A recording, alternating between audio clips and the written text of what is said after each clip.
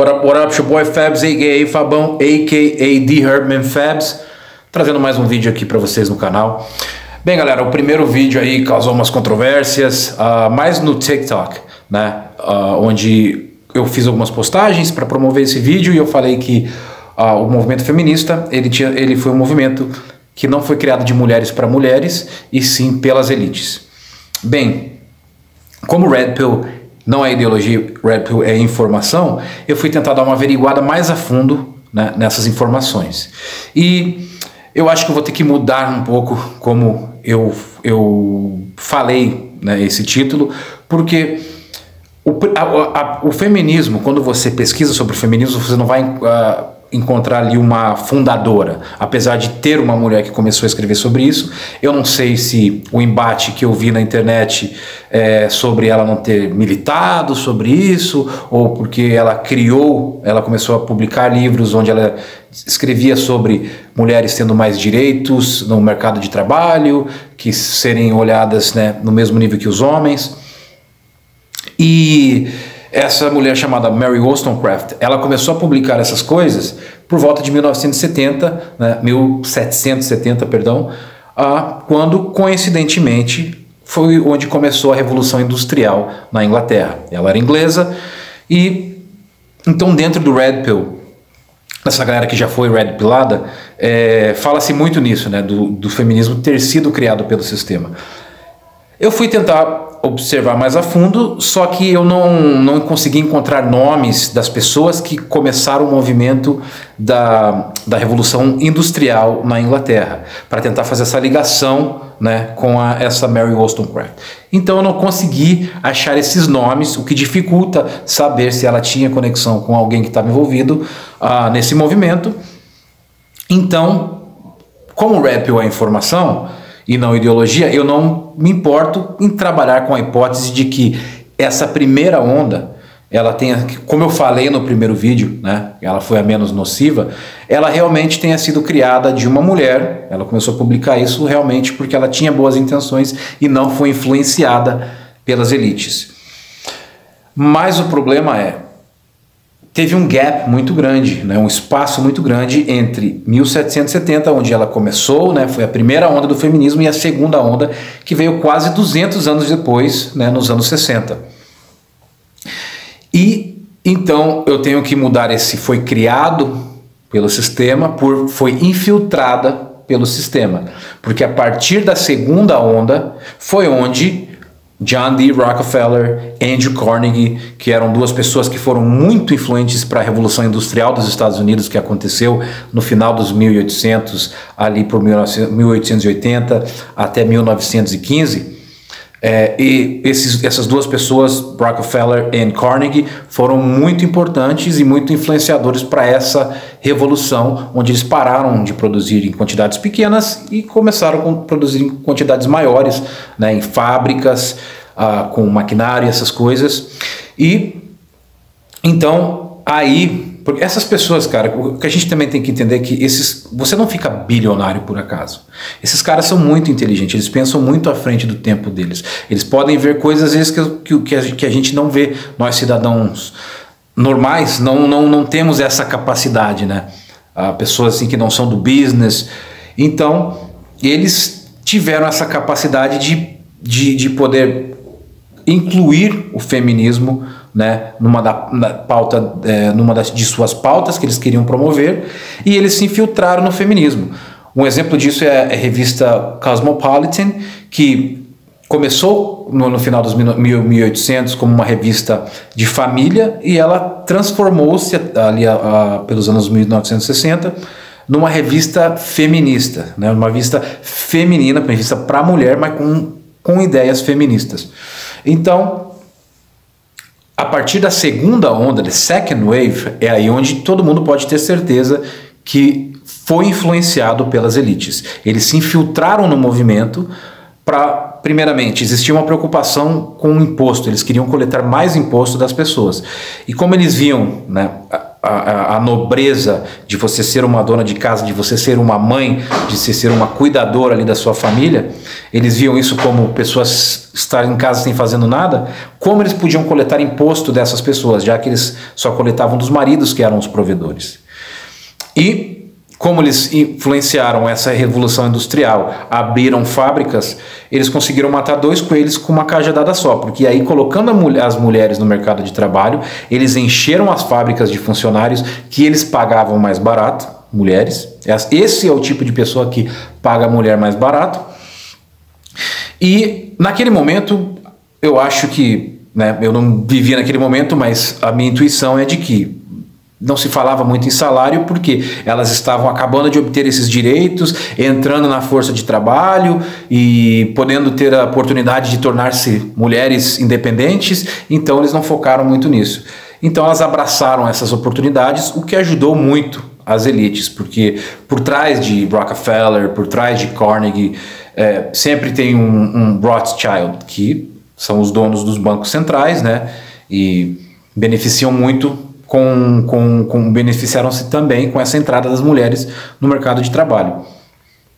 Então é a partir daí que o movimento é hackeado e eles foram jogando outras ondas, somente adicionando essas ideias para separar mais, né, o homem e a mulher. Porque se vocês forem pensar na nossa existência nesse planeta, né, desde lá do tempo que a gente tinha que sair para a rua para caçar o nosso alimento, né, enquanto a nossa querida ficava cuidando da caverna, a gente estava lá com um pedaço de pau na mão tentando buscar o alimento, até essa pré-revolução sexual dos anos 60, o mundo evoluiu demais, você já não precisava caçar pelo seu próprio alimento, para você locomover-se, né, não ia levar 50 anos na traseira de um jegue para você visitar sua avó. O mundo foi evoluindo e as coisas foram ficando mais fáceis. E uma coisa que permaneceu da mesma maneira e sempre deu certo era essa união que o homem e a mulher tinham. A partir da revolução sexual dos anos 60 foi onde esse espaço começou a abrir, e hoje em 2025 a impressão que se dá é que os homens e as mulheres são inimigos.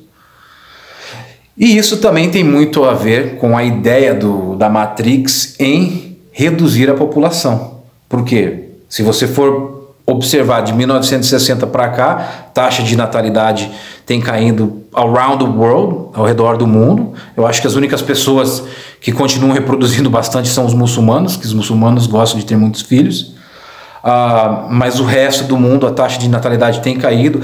Você já não vê relacionamentos duradouros como de antigamente. Antigamente, quando eu era moleque, eu lembro ver boda disso, boda de ouro, boda de diamante, boda de prata, né, que era essa celebração de quando, dependendo de quantos anos os casais iam passando junto, né, você ouvia falar em um tipo de festa desse estilo, de algum amigo seu, na sua família, né, você sempre escutava isso. Hoje é difícil você ver um relacionamento durar mais do que 5 anos.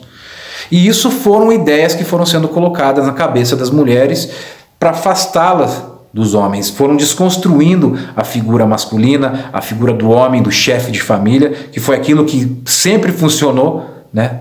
Se a gente for colocar na balança, né, pela maioria da nossa existência nesse planeta, foi a maneira que sempre funcionou.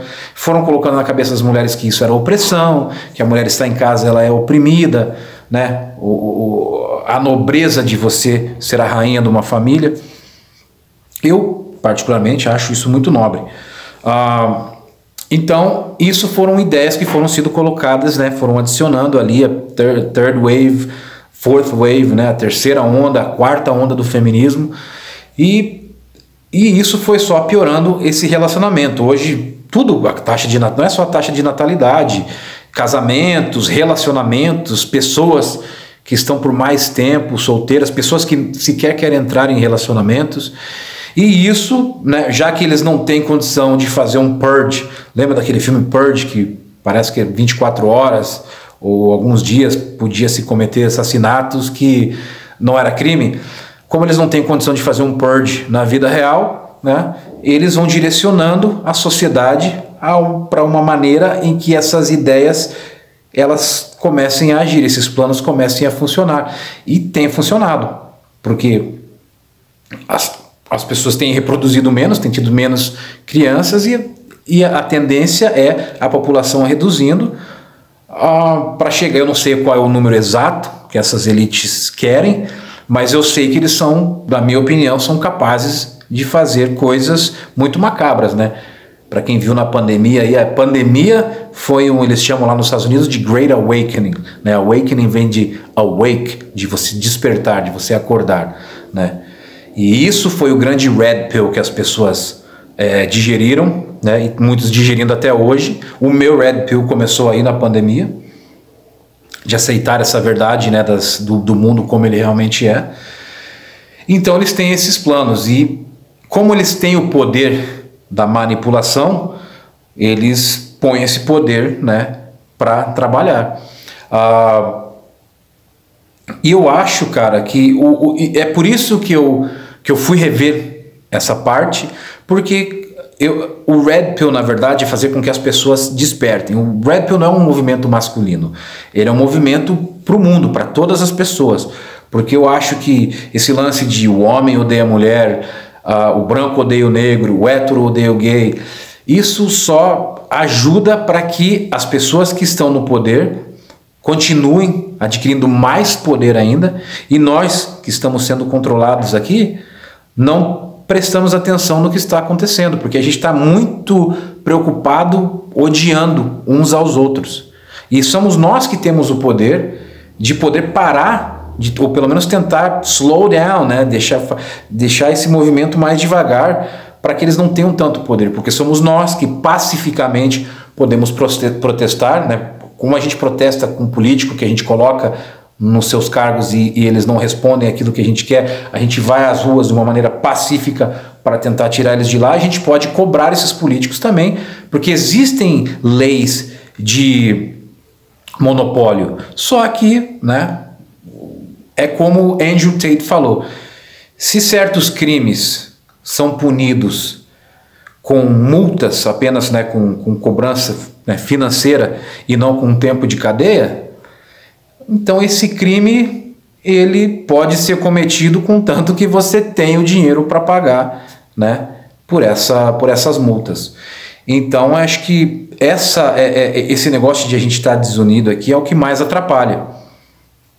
E só que como a gente eles financiam também campanhas, na minha opinião, né? Mas isso também o Elon Musk já expôs, né? A galera que era red pilada já sabia disso antes do Elon Musk expor, né? Que eles financiam influenciadores, ONGs, né? Através de ONGs esse dinheiro chega para pessoas continuar propagando a discórdia, propagando as ideias que eles têm, né, que eles querem colocar na cabeça das pessoas, e isso mantém todos separados, todos brigando, né? Só que é uma treta que ela tem certo limite, porque nós temos leis, né, que nós temos que respeitar, ninguém quer parar na cadeia, então a gente não chega a causar um caos, porque a gente sabe que existem consequências para nossas ações. Então essa treta, ela não chega a atrapalhar no movimento da Matrix, né? Na Rat Race. Todo mundo continua dentro da Rat Race, da corrida dos ratos,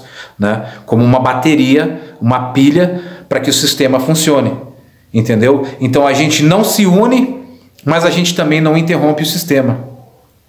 Eu tô falando para vocês, cara, essa galera, eles sabem o que eles fazem, e o Red Pill tá aqui para tentar despertar as pessoas, não para tentar separar. Então, para aquelas pessoas que esse vídeo chegue e que vocês talvez viram meu primeiro vídeo ou alguma postagem minha no TikTok, a intenção nunca é treta, e sim despertar, porque isso que é o Red Pill. Eu já falei várias vezes e vou continuar repetindo, não é ideologia.